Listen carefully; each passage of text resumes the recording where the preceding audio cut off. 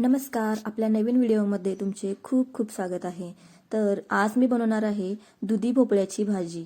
दुधी भोपळ्याची भाजी खायला खूप छान लागते. तर चला आपण आता रेसिपी बघूया.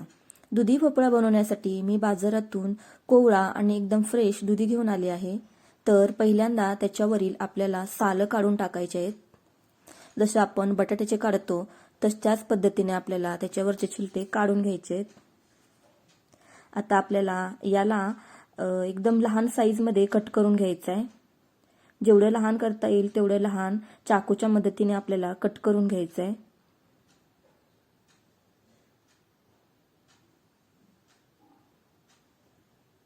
आता दुधी भोपळा कट करून झाला आहे. मी आता याच्यासाठी लागणारा मसाला बघणार आहे. तर याच्यासाठी मी घेतलेत 5-6 हिरव्या मिरच्या, 2 लसणाचे गड्डे सोलून घेतलेत आणि 1 चमचा जिरा. हे मिक्सरमध्ये बारीक करून आपल्याला घ्यायचं आहे. 2 मीडियम साईजचे कांदे मी कट करून घेतलेत. ते आता आपल्याला तेलामध्ये चांगलं भाजून घ्यायचं आहे. कांदा भाजून झाला की त्याच्यामध्ये आपल्याला ज्या आपण लसूण, हिरवी मिरची आणि जिऱ्याचा जो ठेचा बनवला होता तोही त्याच्यामध्ये टाकून आपल्याला चांगला भाजून घ्यायचा आहे.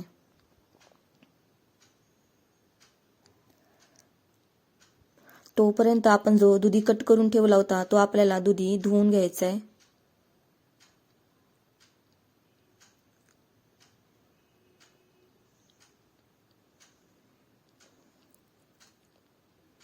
याच्यामध्ये आता आपल्याला हळद टाकायची आहे.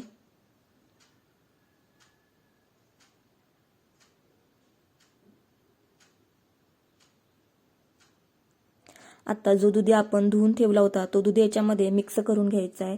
याला चांगलं मिक्स करून घ्यायचं आहे जेणेकरून आपला मसाला पूर्ण दुधीला लागेल.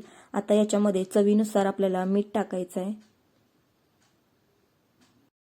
आता याच्यामध्ये मी थोडीशी डाळ घालणार आहे. माझ्याकडे मसूरची डाळ आहे, मी तीच घालणार आहे. जर तुमच्याकडे हरभरा डाळ किंवा तूर डाळ असेल तर ती थोडा वेळ भिजत ठेवायची आणि मग टाकायची, कारण ती शिजायला थोडा वेळ लागतो. मसूरची डाळ शिजायला वेळ लागत नाही, ती लगेच शिजते. याला 15 मिनिटं मी झाकण टाकून ठेवलेलं. तर आता आपली दुधी भोपळा शिजलेला आहे. याच्यामध्ये पाणी अजिबात घालायचं नाही, वाफेवरतीच तयार होतो. भाजी आवडल्यास व्हिडिओला लाईक करा, चॅनलला सबस्क्राईब करा.